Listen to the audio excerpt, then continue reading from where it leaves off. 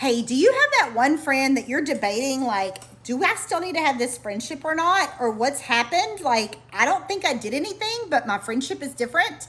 Hey, I'm Selena Faye, your midlife guru, coach, mentor, friend, whatever you want to call me. I'm here to talk all things midlife. And today I want to talk about the relationships in our lives and are they still serving us? So we make friendships all throughout our lives. I'm sure you can think back to your childhood friend that you spent all your time with, did tons and tons of things. And then as you grew, think about the different friends you've had over your life. A lot of times those friends were based on who you had classes with or who you did a particular extracurricular activity with.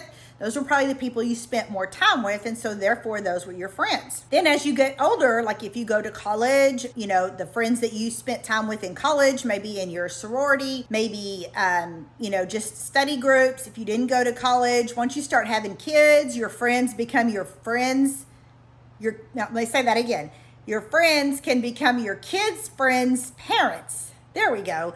The adults that you spend a lot of time with, including the ones that you work with. So when you change jobs, a lot of times you change friends, not purposely, it just kind of happens. The people that we're around the most are the people that influence us the most, have the biggest impact on our lives, and who we spend our time with. But as we grow and we change, so does everybody else around us, and so do our friendships. And this can be applied to any kind of relationship, whether it's a relationship with your adult children, a relationship with your family, a relationship with coworkers, or friendships. And I'm really going to focus more on the friendship aspect in this video, but you can take this and apply it anywhere in life. I know personally for myself, every day I'm trying to be a better version of myself. And some days I'm really successful at that, and other days I complete bombs. And sometimes I get into periods of my life that I'm not doing as well, and then periods of my life that I'm like really, really working at being a better person. I want to encourage you, and I'm going to think that you already kind of are in that little bit of mindset because you're sitting here listening to me right now. Try to be a little bit better version of yourself every day. And so as you do that,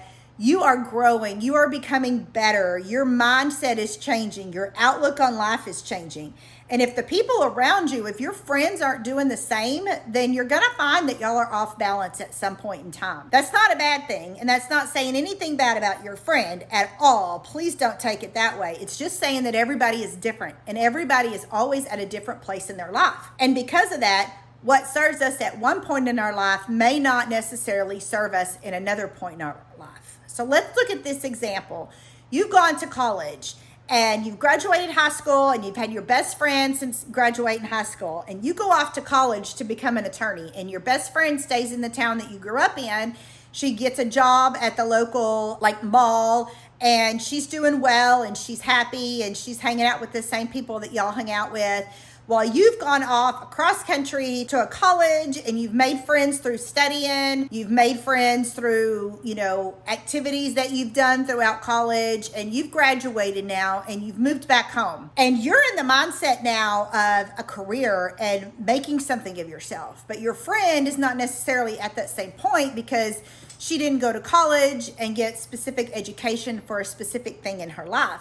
And so, or she may still be wanting to go out and party. You may be like, no, I've got to stay home and prepare for this court case or something like that. So you're at two different places. It doesn't mean that one person's better than the other. It doesn't mean that there can't be a friendship. It just means, where is this friendship serving me and where do I need to put it in my life? Because some friends are long-term friends that you're going to have forever. And some friends come and go because that's what's needed at that point in your life. And I bet you can look back and see times in your life where you're like, yeah, I know why Susie Q came into my life, because I really needed somebody to be bluntly honest with me at that point in my life. And she provided that for me. And then she moved and, Bobby Joe became your friend or something like that. We'll talk a little bit about seeing if this friendship, relationship, however you want to apply it in your life, is it serving you? Because ultimately, and this is not being selfish, it's all about you. Your life is all about you. You are the one that controls your happiness. You are the one that allows people and things in your life, and you're the one that takes them out of your life. And so, yes, it's about you. You need to know where you stand on those things. And if you don't, I want to encourage you to check out the Journey to Finding Yourself. It's a deep dive course that I have, links down in the descriptions, where you do figure out exactly who you are. Because once you know who you are and where you stand and what you are willing to and not willing to put up with, having boundaries in your life, things like that, all the things that surround your life become a lot easier and easier to manage, and allows you to create the life that you want. When you know who you are and what you are willing to put up with and what you're not willing to put up with, it helps you determine who do I want to allow in my life and who do I not want to allow in my life. If your friend and you have hung out all the time and things are great, but every time y'all get together, all that friend does is complain. They gripe and complain about everything. They never have anything positive to say. Is that serving you well? Because I'm going to guess that's bringing you down a little bit. And so then you've got to, you've hung out with your friend and they've just brought you down and you're feeling crappy and you're just like, life sucks and this is horrible. Now you've got to work extra hard on yourself to bring yourself out of that funk, back up into, I have a lot of great things in my life. And sometimes it's hard to see all those great things in our life, and there's practicing gratitude and journaling and lots of things that can help with that. And in the Good Midlife membership, that's what we do. We focus on those things, seeing life in a better way. Also links in the description there. So if you need some encouragement, we're here for you. I'm here for you. There's other women like you that are here for you in this same experience. So look at your friendships and say, is it serving me? How does this friendship make me feel? Think about how when you're with that person, we're going to look at it a couple of different ways. This first way is we're going to be, when you're with that person, how does that make you feel? Do you feel like you want to be a better person, or does it make you feel down? Does it make you feel bad about yourself? Do you feel like you can't completely be yourself around that person? Because if that's the case, you really, really need to reevaluate that, because that's damaging your self-worth. And you want to be increasing your self-worth all the time. That your self-worth is how you feel about yourself.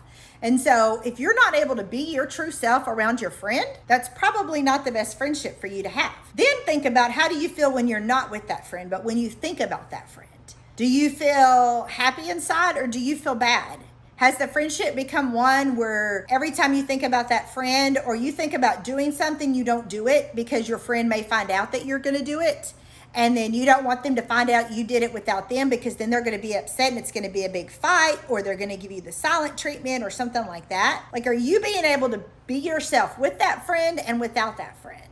How is that making you feel? And evaluate that. Maybe it's great. Maybe you feel wonderful and that's awesome. But if you don't, then maybe you need to relook at that and say, is this friend serving me at this point in time in my life? The next thing I want you to look at, is it serving you at this stage in life? I know I've said that a lot, but that's really, really important, because friendships and healthy friendships are a give and take relationship. That can be applied to any relationship, but it's give and take. You're going to give a little bit sometimes, and you're going to take a little bit sometimes.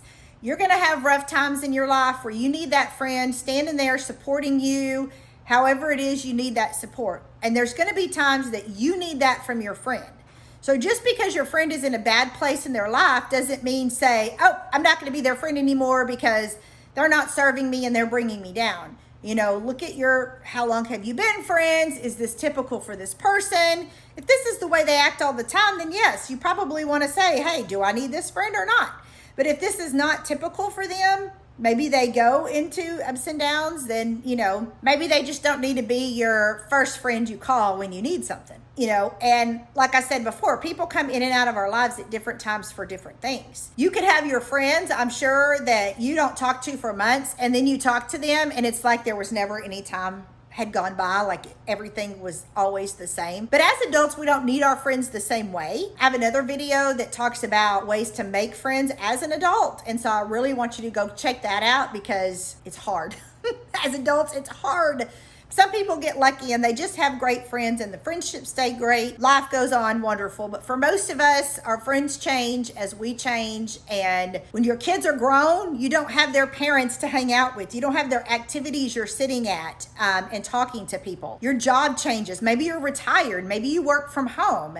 Maybe you work like me. I go to people's homes and I take care of them when they're dying. So I meet lots of people and their family, but I'm there as a professional. I'm not there as a friend. I'm a particular person that doesn't need a lot of friends, because the friends I know I have, I can count on 100%. And even if I haven't talked to them in 4 or 5 months, if I called them up and I needed something, they would be there for me. And those are the friends that I have in my life. And some people need lots of friends. Some people like to constantly be texting and talking on the phone, and they need a lot of people. They have an extrovert personality in them where they need a lot and they gain their energy from other people. You know, I'm one that I don't need a lot. Where are you at in how you need friends? And are the friendships or the relationships in your life serving you? Because if they did at one point, but they're not now, maybe you need to reevaluate that and find some friends that are on the same level as you. And you can do that a lot of times by doing things that you enjoy and maybe making a friend that way. So go check out that video, look at the links.